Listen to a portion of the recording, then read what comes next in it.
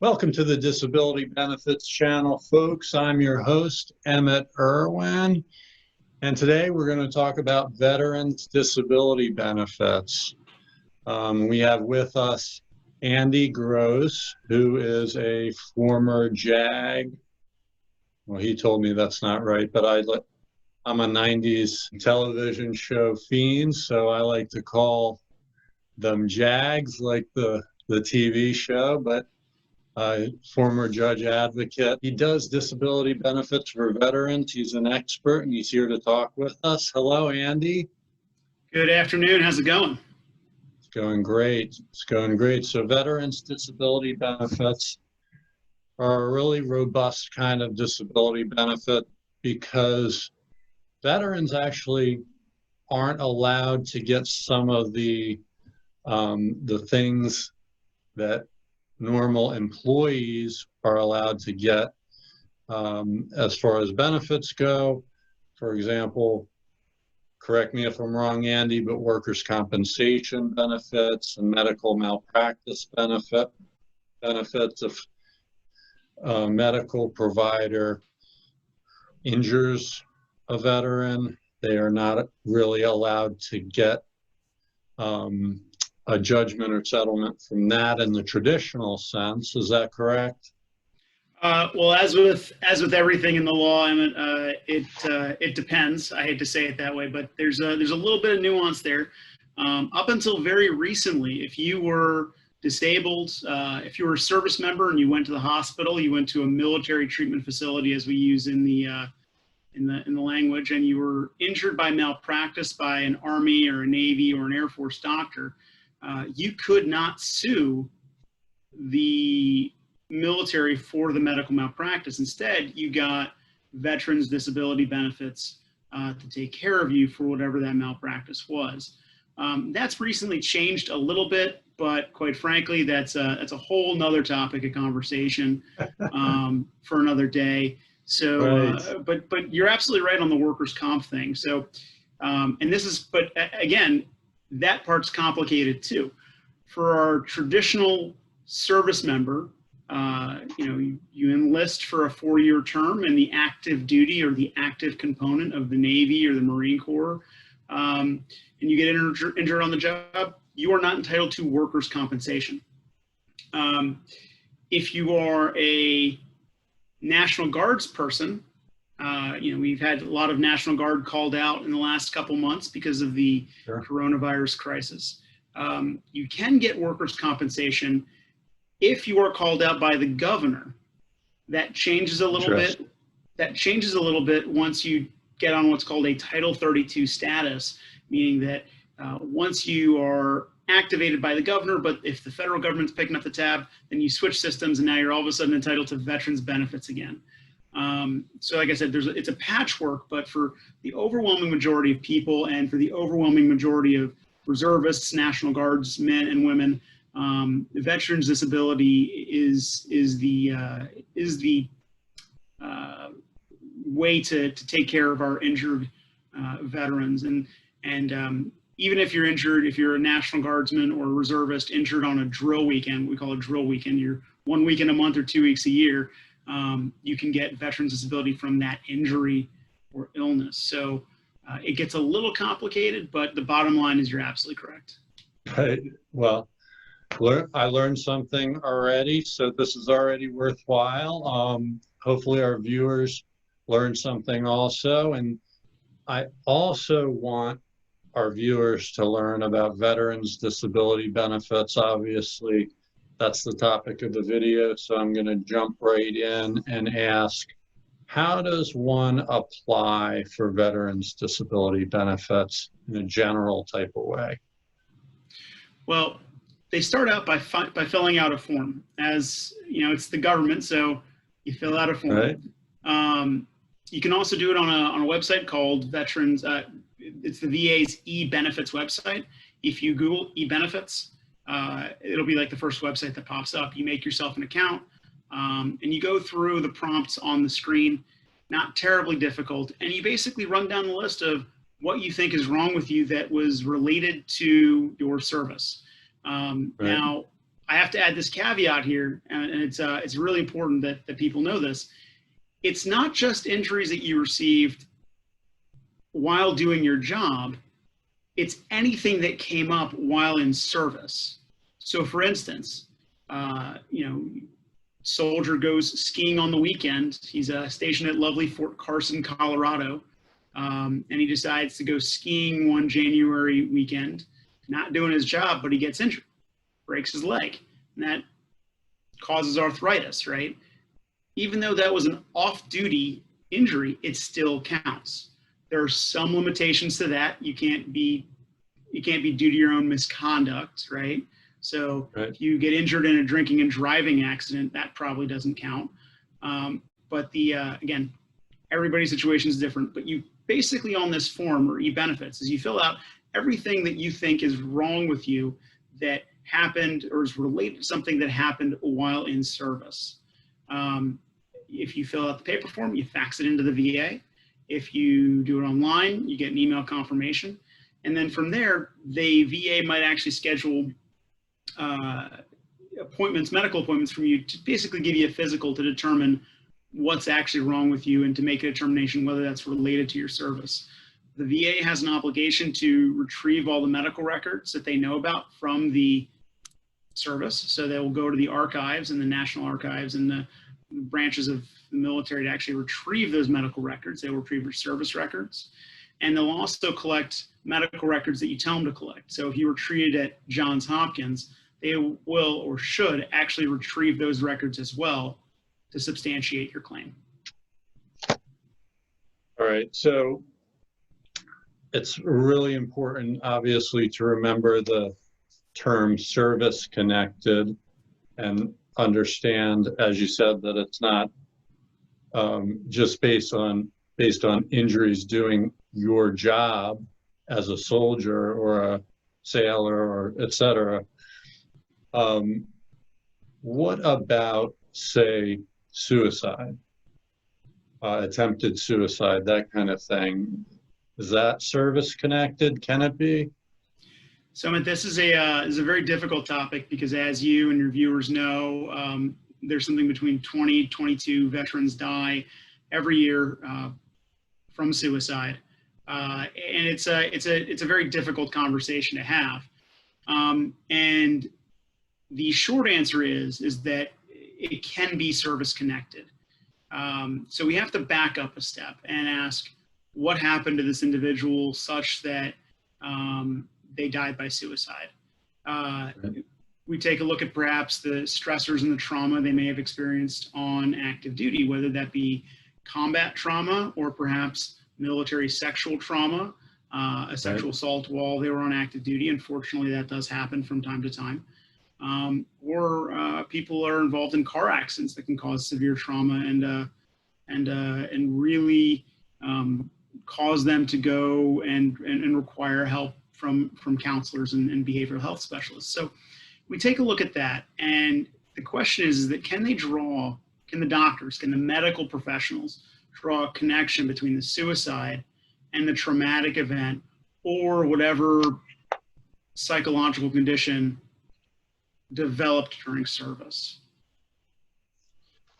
Yeah, I just think it's a really important conversation, and thank you for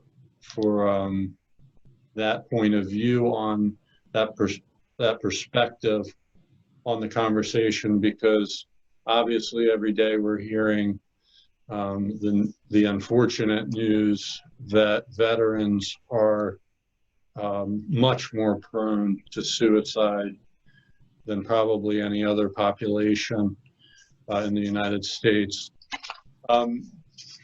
If I may, Emmett, I just wanted to say one more thing on top of that. Sure. I will tell individuals and family members, if there are any folks listening who've had their lives impacted by suicide, a veteran suicide, these are challenging cases because it involves connecting a lot of dots, and the VA does oftentimes get those wrong. For instance, we have individuals who maybe they died in an accidental overdose or something like that, and the VA doesn't always connect those dots.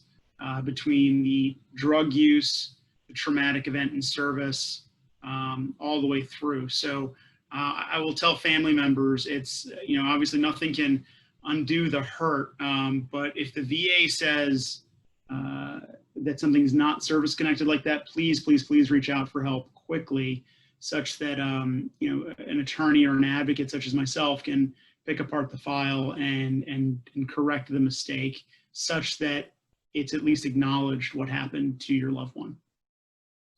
Right, exactly.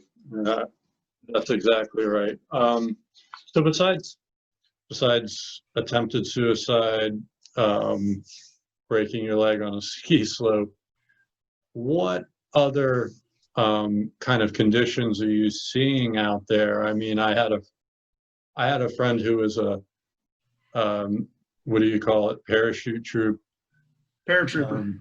Paratrooper. Thank you very much. I learned something else. All right. Got to get you watching Band of Brothers. And lots about paratroopers and Band of Brothers.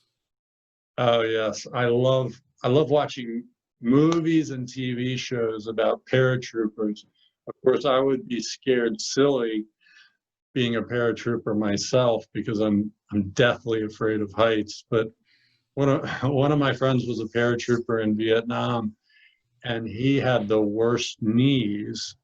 So obviously that was obviously service connected. But what else? What other kind of conditions are you seeing? Well, so we see a whole host of orthopedic issues because it's even for folks like myself, who's a judge advocate, it is a very physically demanding job. In 2012, when I was stationed at Fort Bragg, North Carolina, we did a 20-kilometer ruck march with 35 pounds plus water, which not Wow. that big of a deal. It's taxing, but people roll their ankles and all kinds of stuff like that, and just back problems, very, very common. Orthopedic musculature problems, very, very common. Arthritis, very, very common. So, but then we see some lesser known items. If you were deployed to Afghanistan, very poor air quality there in and around the bases because of how garbage is disposed. So you have the burn pit related illnesses, which are respiratory illnesses and cancers. They've also seen an uptick in something called Gulf War illness, which is a collection of symptoms, and they don't really know what causes it, but they realize that a whole bunch of people who went to Iraq in '91 came back ill with this mystery illness that no one can diagnose. So you've also probably heard of things like Agent Orange. Vietnam veterans who were in country were exposed to this herbicide that causes all kinds of problems down the road, like various types of cancers, ischemic heart disease, all sorts of problems. So, you see that too. And then you see some really, really odd ones sometimes. For instance, various bacterial infections that are only endemic to certain parts of the world. You see stuff like that. You also see, medical problems, for instance, injuries that occurred in the hospital setting. Really anything that happens on active duty, any kind of medical condition that could give way to a disability is a problem. I mean, if an office guy like myself, my wife always joked, when I'd leave for the office in the morning, like, why are you wearing camouflage? You work in an office. So, if I develop carpal tunnel, that could be a debilitating condition.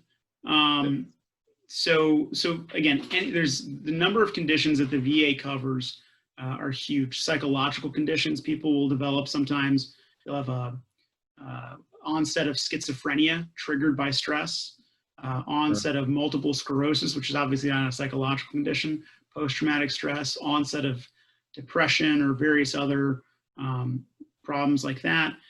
Secondary to that, you will sometimes see substance abuse disorders. The VA is not terribly good at giving disability benefits for them. They're great at treating them, but they don't always acknowledge that they came from service. It's a very odd dynamic there. But like I said, anything under the sun that could be a condition you develop while in the military.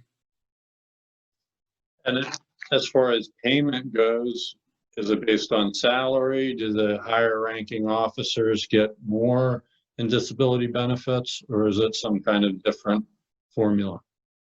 It's a different formula. And it's the VA math gets a little wonky with how they stack if you have multiple individual ratings. Okay. But what they go off is what's called your combined rating. And some in increments of 10%, so 10 all the way up to 100%. There are additional, you can actually get above 100% disability with what they call special monthly compensation. But 100% disability for a 4-star general is the same dollar amount per month as 100% for the private fresh out of basic training. Really? Wow. Yeah, the only difference that it makes is your family size. So if you're married, you get a little bit more money. If you have kids, you get a little bit more money. But yeah, it's the same 100% is 100% across the board. Well, that's pretty amazing. Very interesting. Now I want to talk about what the interaction between just Social Security disability benefits and SSI and VA benefits is. And of course, Andy, you know about this somewhat. And this is part of my practice. Andy and I'll have a client in common, and actually what sometimes happens is the person will have enough work credits to apply for Social Security disability and have veterans disability benefits at the same time. So when a person does get Social Security disability benefits, they can also have veterans benefits, and the amount is not affected for either. You can get the full amount of both. There's an exception, which is SSI benefits, supplemental security income, which is disability benefits for people who don't have enough work credits to get Social Security disability, and they don't have very high income, and they don't have very much in assets. So if someone is applying for SSI benefits and they're also eligible for veterans benefits, often they will not be able to get both, because anything over $771 or $774 a month in veterans benefits is going to completely wipe out the SSI benefits. So how many people would you say are getting more than $790 in veterans benefits, Andy? Well, that's a tough question. I'd say that there are probably lots of people getting more than that $700 a month. That $700 a month represents a 30 or 40% disability disability rating. So, I would say that it depends. Maybe if someone was had one term in service and got out. The question is that what is causing their inability to work, right? Was it a service-connected condition, or did something happen down the road after they left the service to become injured and unable to provide for themselves? Right, which happens. It happens much more often than one would think.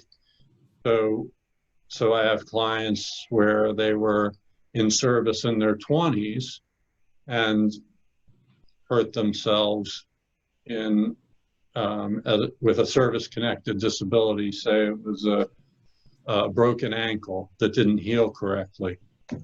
Well, that doesn't make you disabled from working in any job, which is Social Security's definition. So the person went about their lives, and maybe they didn't work at all, in their 30s and 40s, and then in their 50s, they have some terrible knee problems, terrible back problems, some psychiatric issues, for example.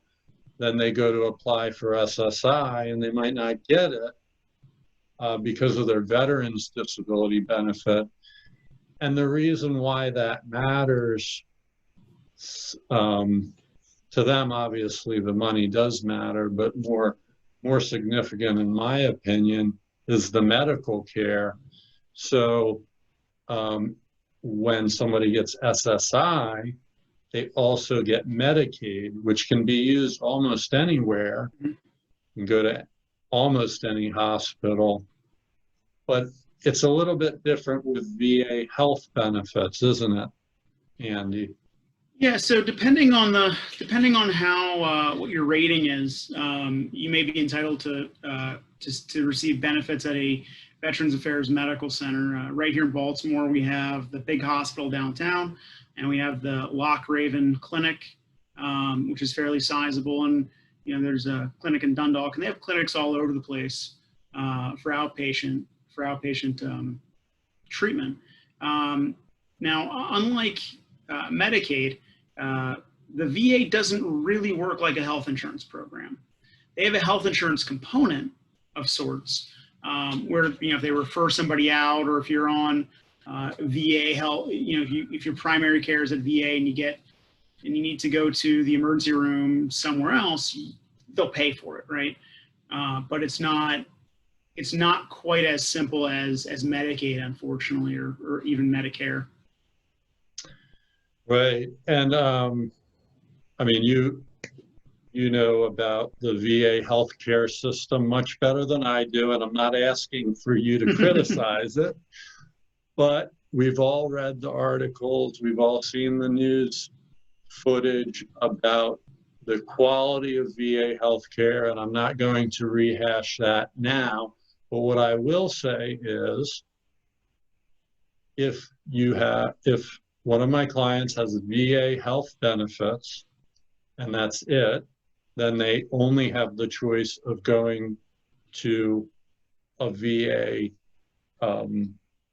hospital or clinic for planned treatment, right? Correct. However, if they have Medicaid, say they need some kind of exotic surgery, they can go down to Johns Hopkins in Baltimore and probably get one of the best surgeons in the world to do the operation on them with Medicaid. And it's a big, very significant difference between having something that acts as traditional health care like Medicaid and having VA health benefits, which, as you said, doesn't really act like traditional health care. I think that's, and again, this is probably way above anybody's pay grade that's on this channel, the discussion of health insurance versus health care, where Medicaid functions more like a health insurance plan. The VA, think of it more as a health system that you go into, kind of like an HMO almost, where you have your doctors and your facilities, and they might refer you out for complicated stuff, or if there's something called the Veterans Choice Program, where if you couldn't get an appointment within a certain amount of time, or you live too far away from a VA facility, it functions more like a health insurance plan. But by and large, for the majority of Americans who live within, I think, 30 miles of a hospital, VA hospital, it's a health plan.